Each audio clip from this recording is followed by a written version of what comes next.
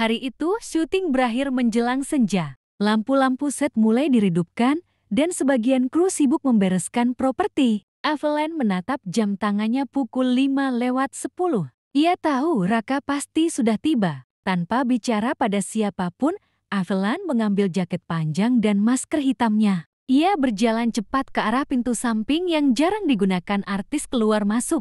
Hanya manajernya, Marshy, yang tahu alasan sebenarnya kenapa ia memilih jalur itu.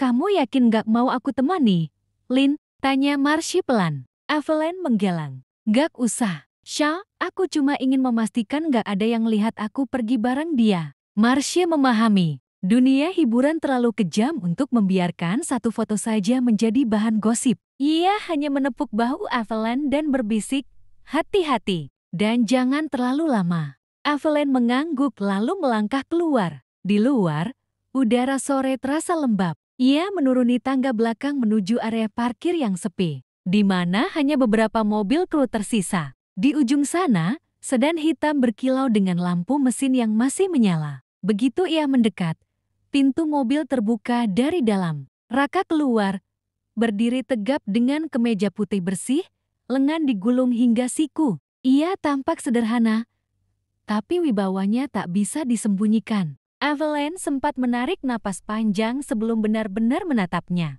Ia sudah melihat banyak pria tampan dalam dunia hiburan, aktor, model, bahkan produser. Tapi tidak ada yang punya aura seperti Raka.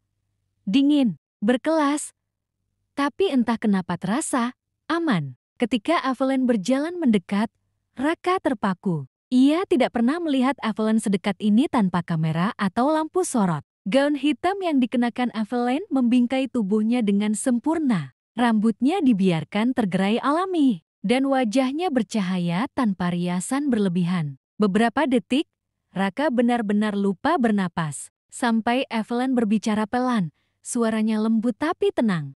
"Maaf, aku minta kamu parkir di sini. Lebih aman. Aku tidak ingin orang tahu siapa yang menjemputku." Raka mengangguk pelan. Senyum samar menghiasi wajahnya. "Kau memang hati-hati sekali." "Aku harus begitu," jawab Evelyn sambil menatapnya tajam namun sopan. "Sekali ada yang ambil foto, semuanya bisa berantakan. Aku belum siap menghadapi media." Raka membuka pintu mobil, mempersilakannya masuk. "Kalau begitu, kita bicara di dalam. Aku juga tidak suka jeti tontonan." Evelyn masuk dengan hati-hati, duduk di kursi penumpang. Sementara Raka menutup pintu dan ikut duduk di sampingnya. Aroma parfum lembut Evelyn memenuhi kabin. Untuk beberapa detik, mereka hanya diam. Pandangan mereka bertemu dan dalam keheningan itu, ada sesuatu yang tidak bisa dijelaskan. Ketertarikan yang samar, tapi nyata. Mobil melaju perlahan meninggalkan area studio. Evelyn menatap keluar jendela, bingung melihat arah jalan yang mereka ambil. "Kemana kita?" tanyanya hati-hati. Raka menjawab tanpa menoleh. "Ke tempat yang aman. Villa keluarga di pinggiran kota. Aku ingin bicara denganmu tanpa ada gangguan, tanpa wartawan, tanpa kamera. Tempat itu sangat privat, tidak ada siapapun yang bisa menemukan kita." Evelyn spontan menatapnya, sedikit terkejut. "Villa keluarga?" Raka mengangguk. "Ya, hanya aku dan beberapa staf kepercayaan yang tahu. Mereka semua bekerja untuk keluarga Bratajaya sejak aku kecil. Tidak ada satupun dari mereka yang akan membuka mulut. Aku tahu kamu khawatir reputasimu bisa rusak, jadi aku pastikan semuanya bersih." Perjalanan mereka memakan waktu sekitar 1 jam, meninggalkan hiruk-pikuk kota. Begitu melewati gerbang besi besar yang dijaga 2 satpam, Evelyn bisa melihat hamparan pohon pinus dan suara gemericik air dari kolam kecil di sisi jalan masuk. Villa itu berdiri megah tapi tenang, dengan dinding kaca dan nuansa kayu hangat. Tidak seperti rumah besar yang kaku, tempat itu terasa damai seolah jauh dari dunia. Raka mematikan mesin, lalu menoleh ke Evelyn. "Di sini aman. Kau bisa bicara apapun tanpa takut didengar siapapun." Evelyn terdiam sejenak, menatap pemandangan luar jendela yang menenangkan. "Kau benar-benar memikirkan reputasiku sejauh ini?" tanyanya pelan, nada suaranya campuran terkejut dan tersentuh.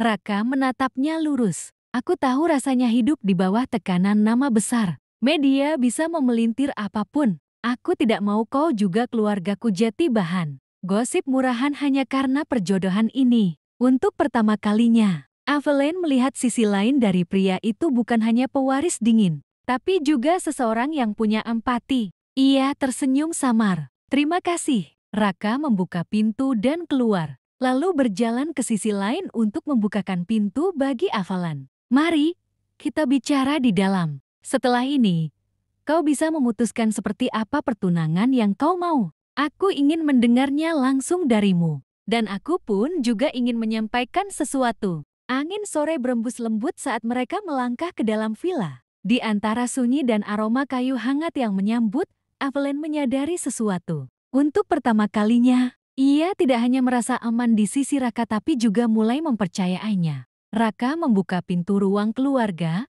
mempersilakan Aveline masuk lebih dulu. Ruangan itu luas, tapi atmosfernya hangat. Dinding kayu dan pencahayaan temaram dari lampu gantung membuat tempat itu terasa seperti pelukan. Aveline melangkah perlahan, mengamati sekeliling. Tempat ini tenang sekali, ujarnya pelan, hampir berbisik. Tidak seperti rumah besar yang biasanya kaku. Raka menatapnya sekilas, lalu menaruh kunci mobil di meja. Itu karena tidak banyak orang yang datang ke sini, jawabnya singkat. Tapi nada suaranya kali ini lebih lembut dari biasanya. Aveline tersenyum kecil. Ia lalu duduk di sofa abu tua, melepaskan masker dan jaket panjangnya. Rambutnya jatuh lembut ke bahu, dan cahaya dari jendela kaca besar membuat kulitnya tampak berkilau halus. Raka yang duduk di seberangnya sempat terdiam, pandangannya tanpa sadar terpaku. Ia cepat-cepat menegakkan badan, berdeham pelan. Kau mau minum apa?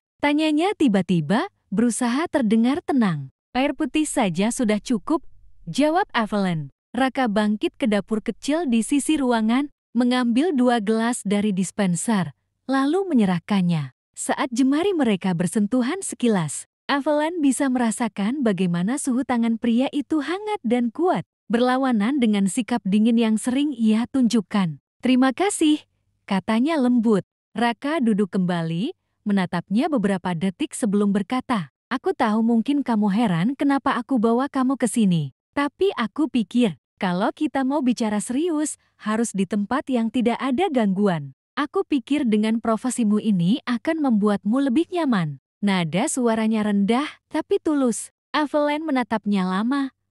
Matanya berkilat lembut. Aku tidak menyangka kamu akan sejauh ini peduli privasiku. Aku kira kamu hanya peduli pada reputasi keluargamu. Raka tersenyum samar, senyum yang jarang muncul. Ya, itu juga aku pikirkan, tapi aku pikir dunia publikmu sudah cukup berat, kan? Aveline terdiam. Jantungnya berdebar, bukan karena gugup, tapi karena ia baru saja melihat sisi Raka yang belum pernah muncul sebelumnya. Sisi yang manusiawi, melindungi, dan diam-diam hangat. Raka menyandarkan tubuhnya, mencoba mengalihkan pandangan. Dalam hatinya, ia merasa aneh. Ia ingin tetap menjaga jarak, tapi nalurinya menolak untuk berlaku dingin pada Aveline. Setiap kali menatap wajah gadis itu, sesuatu dalam dirinya melunak. Sesuatu yang sudah lama ia kubur sejak kepergian Caca. Keheningan itu terasa lama, namun tidak canggung. Suasana di antara mereka seperti ditarik oleh magnet halus yang tidak bisa dijelaskan. Hingga akhirnya Aveline berbicara, suaranya lembut tapi serius. Raka, boleh aku bicara tentang pertunangan itu? Raka menatapnya, mata mereka bertemu. Tentu, aku mendengarkan.